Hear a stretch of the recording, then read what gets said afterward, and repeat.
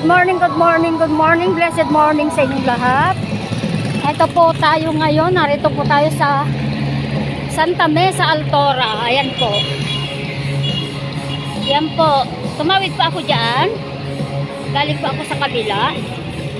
At ito po, papunta po tayo doon sa simbahan kung saan po naroon ang ating simbahan. Narito na nga po tayo. Ayan, tinatalunton na po natin yung gilid ng daan. Kasi po, ayan po,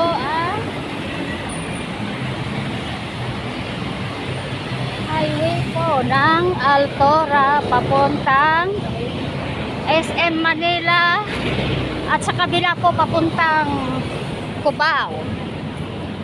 Kaya, yan nga po Kamamang TV, dito na po ako dumaan kasi doon sa tapat ng church, bawal ang tumawid. At tayo po ay naitakot din. Kaya ito nga po Kamamang TV, dito nga lang po ako nakabukas ng cellphone. Ayan, samahan nyo po ako. Ang hirap po dito sa aming church kasi po hanggang 4 na palapag po yung aming sisimbahan. Kaya ito nga po Kamamang TV, malapit na po tayo. Dito po pala sa tapat mayroong pedestrian. Hindi ko po kasi nakita. Hindi sana po ako napagod na umakyat ng tulay.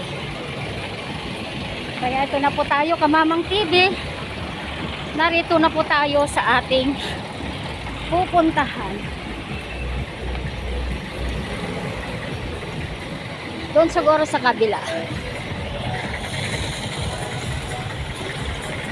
Ito nga po. Ayan. Sarado po tayo. Ayan po ang church. United Bethel Church. Ayan ang Pentecostal.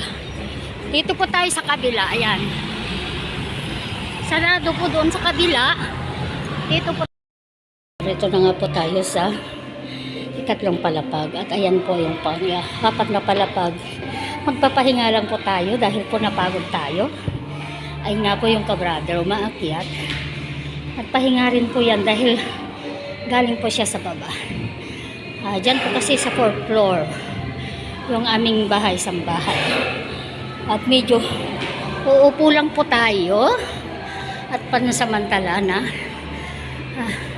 magpapahinga. Ayan nga po, nagkakantahan pa lang po sila. Kaya ito na nga po Kamamang TV.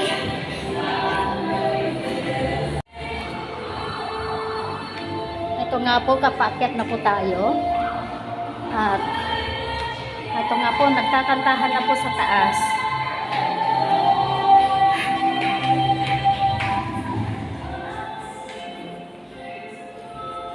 Samantala po, ganito muna tayo dito. At patuloy po yata ang worship song ngayon. Kaya ito nga po Kamamang TV. Ito po. Thank you po and God bless you. At palalawa ko tayo ng Panginoon. God bless ang Panginoon.